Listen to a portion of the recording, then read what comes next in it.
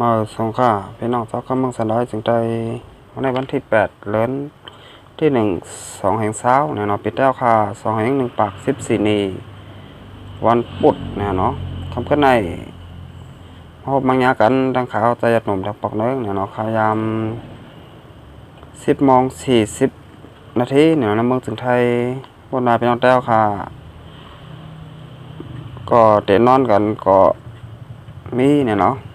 คำพองก็เดี๋ยวไปนอนกันเนี่ยเนาะเอาค่ะคำเพื่อนในเนี่ยรายการปกได้ตื่นก็อันนั้นเป็นนอกแล้วค่ะมาทำข่าวการบ้านการเมืองการซึกกว่าซ้ำกันทางค่ะวันมาในเนี่ยหัวข่าวข้อที่1เนี่ยเนาะเกี่ยวกับเลยลองพี่น้องคนเมืองเงาะเนี่ยเนาะ2ก็เหยียบหญ้าหมักเนี่ยเนาะซ้อมเส้นต่างข่าวในเนี่ยก็เองมาดีข่าวเอาแรงคนใหม่เนี่ยเนาะเอาข่าวกับมาทำข่าวกับซ้ำกันนะก้นบานปางหล่อเจเวงเมืองเงาะ2ก็เหยียบหญ้าหมักแลไรหมัดเจ็บเมื่อวันที่6เดือนที่1 2แห่งเช้าป่นมานั่นเนี่ยเขายามตามคำมอคามองนั่นมีก้นบานปางหล่อกองจรันเจเวงเมืองเงาะ7 ดอนแก้วแม่จึงได้ปอดห้อง2ก็กว่าซื้อเคิงโคจากตีเมืองเงาะเสียพ่องปอกขึ้นเฮิรนนั่นเลยเหยียบหญ้าหมักแมงอันห่างกลางไว้จอมตางนั่นเสียแตกพ่องใส่แลไรหมัดเจ็บตั้ง2 ก้อนในเย้าก็นั้นหมัดเจ็บ2 ก้อนแต่จื้อไม้อายุ32 ปีและหมัดเจ็บตีคอมือแลต้องตั้งปิกไก่ภายซ้ายแทงก้อนหนึ่งนั่นจื้อไม้อายุ31 ปีและหมัดเจ็บตีดินแลปองขาเจ้นั่นเสียจุ้มใจแถมตรงวงก้นตะเมาอะไรใจแถมเอาโตทั้ง2ก็ส่งกว่าตีห้องยานำโดยเสียยามใบวันเมื่อไหนขึ้นเอากว่าตีห้องยาเกี่ยวแม่ในเย้าเกี่ยวกับร้องในเสียไม้อาปามจุ้มใจแถมตรงวงก้นตะเมาลัดในว่าตีอัน2ก็เหยียบหญ้าหมักนั่นแต่เตยานไก่เมืองงอมหมอก2 ลักก่อนถึงเส้นตั้งเพกองจรานแดนำตัวหมอก2-3 กดนั่นขา2ก็เลยเหยียบหญ้าหมักในค่ะในปื้นตีเจอไหนเมื่ออันตั้งเป็นองตีซึกมานแหลดตั้งซึกหลายตั้งที่อันใกล้ๆเป็นปางตึกกันอยู่เคยๆย้ายๆเนาะในก็บ่มาพี่น้องคนเมืองเนี่ยเนาะเมืองเงาะเนี่ยเนาะวานปางหล่อเจเวงเมืองเงาะเนี่ยเนาะ2 ก้อนเนาะไล่ออกข้าตังตีเฮิรนเสร็จแล้วกว่าซื้อเครื่องโคจักเนี่ยเนาะตีเมืองเงาะเนี่ยเนาะฟองปอกขึ้นเฮิรนนั่นได้เหยียบหญ้าหมักเหนือเส้นตั้งเนี่ยเนาะก็ไล่หมัดเจ็บกว่า2 ก้อเนี่ยเนาะอันนี้ก็เป็นนั้นเนาะลีมองเตยซ้อมเตะพี่น้องตาก็เมืองสนายจึงแต้วข่าวไล่ลูดตายหมัดเจ็บย่อนหมักแมงก็มาตั้งน้ำเนี่ยเนาะก็ว่า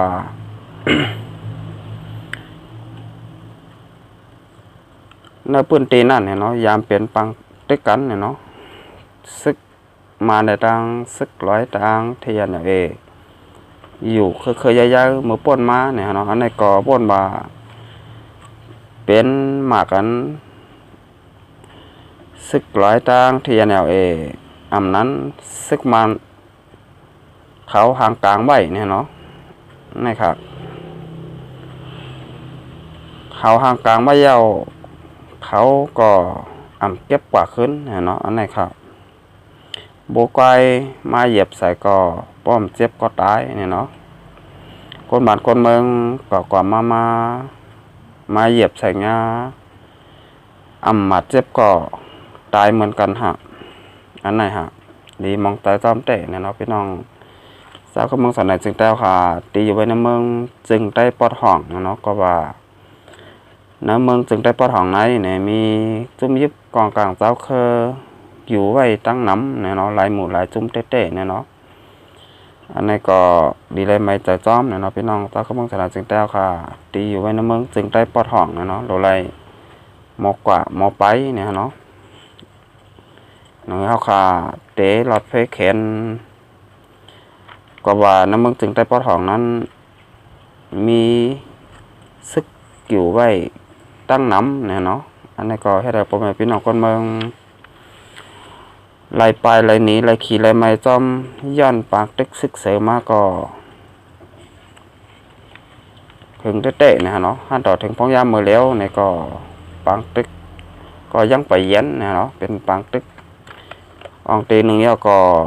แทงอองตีหนึ่งนะฮะเนาะเอาค่ะ10 เซนไหนเนี่ยเขามาด้วยแทงโหข้อข่าวข้อที่2เนาะเนี่ยก็เกี่ยวกับเลยลอง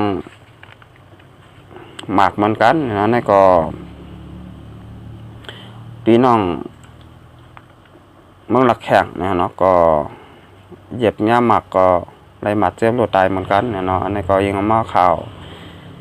ของเต้นเราแล้วเนี่ยเนาะเตียนเต้นเราแล้วเตรียมต่างไว้นะฮะเนาะเอาค่ะเขาก็มาทำข่าวซ้ำกันฮะหมักแตกในเจเวงปูติตองเนี่ยเนาะมีคนรถตาย4ก่อหมัดเจ็บแทง2หมัดเจ็บแทง6ก่อวันไหนเนี่ยเนาะเมื่อวันที่7 เดือนที่2 แห่งเช้าเมื่อว่าป้นมานั่นเนี่ยเนาะหมักแตกตีหิมบานมุสลิมเนี่ยเนาะแล้วเกี่ยวเยียนเนาะเจเวงปูติตองเมืองหลักแข่งมีคนรถตาย4ก่อหมัดเจ็บแทง6ก่อเนี่ยเนาะอ่องต้องสวยแดนพองคนเมืองเวงปูติตองรัดในว่าในวันที่7 ยามกลางเนอคนบานมุสลิมกว่าพันพื้นตี100อันมีฝ่ายออกหิมบานนั่นเสียเหยียบง่าหมักแตกแลมีคนลูกตาย4ก่อหมัดเจ็บ6ก่อก็นั้นเหยียบง่าหมักเสียลูกตายกว่านั้นเป็นลูกอ่อนตั้ง4ก่อนั่น2ก่อลูกตายทางเตียทาง2ก่อซ้ำลูกตายซ้ำตางมือพองตึกเอาโตส่งของยาเพียงปูที่ตองวันไหนก้นบานหมู่สลินก็1รัดในว่าองตี100หมักแตกนั่นเมื่อก่อนเมื่อวันตั้งซึกมันกว่าปักตับไว้เสยอยู่เศร้าไว้ก้อยกาเมื่อเลียวแต่เขาอยู่เศร้าตีนั่นยาวยามเดียวเขาขึ้นค่ายกว่าปักตับไว้ตี100อันมีภายห้องวันหมู่สลินนั่นมีหมอกเลือน1ยาววันไหนได้ฮู้ว่าก้นหมัดเจ็บก้อนนั่นก้นหมัดเจ็บ6ก้อนนั่นตา3ก้อเลยส่งยศยาโตตีห้องยาเวียงผู้ที่ต้องเสียทาง3ก้อซ้ำหมัดเจ็บ5แห้งแหล่เลยส่งยศยาโตไว้ตีห้องยาหลงเวียงหมอกตอไหนยาวเกี่ยวเลยลองหมักแตกหิมบานหมู่สลินในเสียห้องการปืนเผาซึกมันแต่กล่าวเนว่าเปลี่ยนหมากอันทับซึกระแข่งห่างกลางไว้ในยาวตีนะยอกเย็นเซเวงพูดที่ต้องในเป็นปุ่นตีซึกมาได้ซึกระแข่งต้อง1กว่ามาบ้านไหนตีเมืองระแข่งในซึกมาตั้งซึกระแข่งเป็นฟังตึกกันเคยย้ายแหล่ในปี2019ป้นมานั่นก็มีคนเมืองบาดเจ็บย้ำ1 ปาก 80ก่อลูกตายหมอก90ก่อยาววันไหนถึงมาในปี2020ในก้นเมืองไหลหมัดเจ็บลูกตายย้อนปางตึกก่อนนำมาติ๊กในยาวเนี่ยในก็พ่อแม่พี่น้องก้นเมืองเนี่ยเนาะอยู่ในเจเวงปูติตองเนี่ยเนาะก็กว่าพันพื้นเนี่ยเนาะตี100เนี่ยเนาะก้อยกาซ้ำกว่าเหยียบงาหมักแมงพังลิ้นเนี่ยเนาะอันมีอยู่ตี100นั่นเนี่ยเนาะฮู้ว่าจุ่มเหลอเผอผู้เหลอเป็นก้นกลางไว้เนี่ยเนาะก็ล่ามหยาบนะเนาะก็มีอยู่2จุ่มก้อยป้อมเป็นของซึกมานก็เป็นของซึกลักแข่งเนี่ยเนาะก็มีอยู่2หมู่2จุ่มก้อยเนี่ยเนาะอันนี้ค่ะเฮ็ดให้พ่อแม่คนเมืองไล่ลูกไล่หมัดเจ็บลูกตายเนี่ยเนาะตายกว่าทางตี2ก่อเนี่ยเนาะแล้วก็เมื่อพองเอาโตส่ง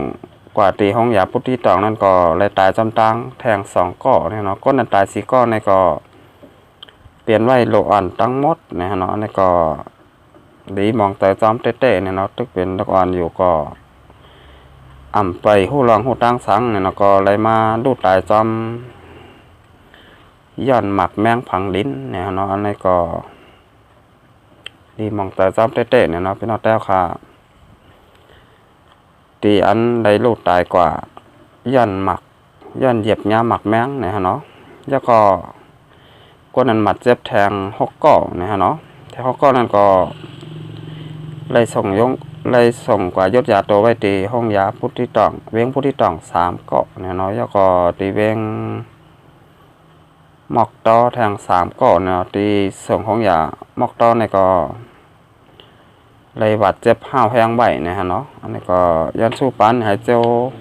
าแค้นเนี่ยเนาะกูกอนอะไรเจ้าหายเจ้าแค้นเนี่ยเนาะเอาค่ะนี่ก็เป็นข่าวลองหมักแม้งเนี่ยเนาะฟังลิ้นเนี่ยเนาะอันนี้ก็ดีโกเตะเนี่ยเนาะก็เพราะคามหันโตมันเนี่ยเนาะมันเหมือนพึ่งเหมือนแมงเนี่ยเนาะอยู่ไว้เนื้อลิ้นเนี่ยเนาะสำหรับข่ากว่าเหยียบงามันป้อมบาดเจ็บก็ตายเนี่ยเนาะอันนี้ก็ดีโกเตะค่ะมีอยู่ปุ่นดีแล้วเนี่ยก็เขาข้ามหูเนี่ยเนาะข้ามหันเนี่ยเนาะก็บ่ามันอยู่ไว้เนื้อลิ้นเนี่ยเนาะก็นั่นผังมันซ้ำเป็นซึกเนี่ยเนาะก็นั่นก็เหยียบมันซ้ำเป็นปอมก้นเมืองเนี่ยเนาะอันนี้ค่ะรีมองแต่จอมเตะเนี่ยเนาะเป็นนอกแต้วค่ะเดียนก็เหยียบย่าหมักเสร็จแล้วไรลูกตายแล้วก็ไรหมัดเจ็บเนี่ยเนาะอันนี้ก็รีมองแต่จอมเตะเนี่ยเนาะเป็นนอกแต้วค่ะดีเวียงปูตีตองเนี่ยเนาะก็เลยตายกว่า4 เกาะแล้วก็หมัดเจ็บแทง6 เกาะเนี่ยเนาะเอาค่ะอันนี้ก็เดี๋ยวอะไรหันว่าน้ำเมืองสนอจึงแต้วค่ะเนี่ยเนาะอันว่าเจ้าคือแล้วเนี่ยก็ได้ถูกซึกมารเขาเนี่ยเนาะป้นแป้นส่วนใดส่วนเป็นเนี่ยเนาะพี่น้องเจ้าก็เมืองสนอจึงแต้วค่ะผู้เจ้าคือเนี่ยเนาะอันว่าน้ำเมืองจึงใต้น้ำเมืองสนอจึงใต้เนี่ยเนาะอันว่าเมืองหลักแข็งเนี่ยเนาะอันนี้ก็ปียาวข้าวหึงเตะเนี่ยเนาะเตียนซึกมารเขาไล่เข้ามาเนี่ยเนาะป้นแปลนส่วนใดส่วนแปลนเนี่ยเนาะพ่อแม่พี่น้องเจ้าก็เมืองสนายจึงแต้วค่ะพี่น้องเจ้าก็เมืองสนายจึงแต้วค่ะมาเป็นพี่น้องได้มาเป็นพี่น้องเจ้าเคยเนี่ยเนาะที่อยู่ในเมืองสนายจึงแต้วค่ะเนี่ยเนาะก็เลยถูกซึกมารเขาเนี่ยเนาะป้นแปลนส่วนใดส่วนแปลนเนี่ยเนาะพ่อแม่คนเมือง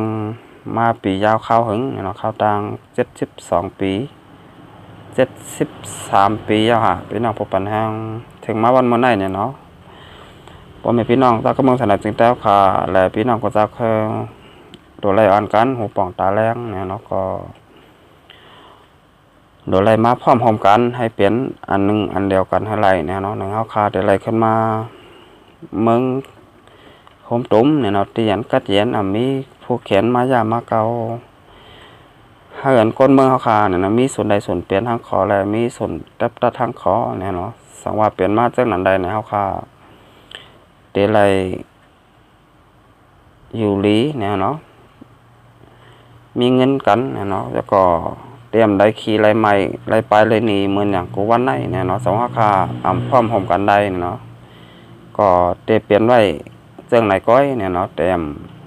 ดีขึ้นมาไรเนี่ยเนาะเอาค่ะก็ได้เนี่ยก็รายการปกได้ตื่นก็แต่ย้อนก็ลือไว้ก่อนสองไก่มาพบมางากันทางวันหนาครับเมื่อสองครับ